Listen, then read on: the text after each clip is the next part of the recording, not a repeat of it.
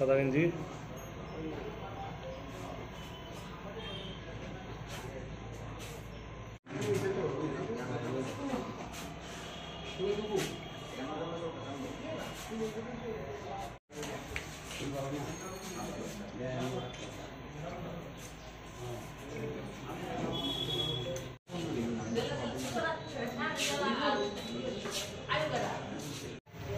গত 26 তারিখে সেন্ট্রাল রোডে কয়েকটা দোকানে চুরি হয়, 3টি দোকানে চুরি হয়। চুরি হওয়ার পর আমরা সেই ঘটনাটা নিয়ে একটা নির্দিষ্ট একটা কেস রেজিস্টার করার পর আমরা এই ঘটনা তদন্তে শুরু করা হয় এবং একটি টিম তৈরি করা হয়।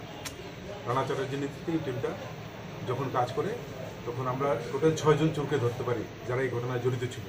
6 জনের মধ্যে রাজু পাল, প্রসেনজিৎ সরকার, ভৌমিক এবং আমির হোসেন, ভানু দেবনাথ, তুষার সাহা এবং সুজিত দেব, এরা আগেও চুরির কেসে জড়িত ছিল। ওদেরকে আমরা অ্যারেস্ট করি। অ্যারেস্ট করার পর ওদের কাছ থেকে ক্যাশ 5,000 টাকা উদ্ধার হয় এবং ওই চুরির ঘটনায় রতন মণিকের ঘর থেকে 30,000 টাকা ক্যাশ চুরি হয়েছিল। তো আমরা এদেরকে আজকে পুলিশ রিমান্ডের জন্য কোর্টে প্রেরণ করা হবে এবং বাকি মালগুলি আমরা ওদের জিজ্ঞাসাবাদের পর উদ্ধার করতে আশা করি আমরা সক্ষম হব।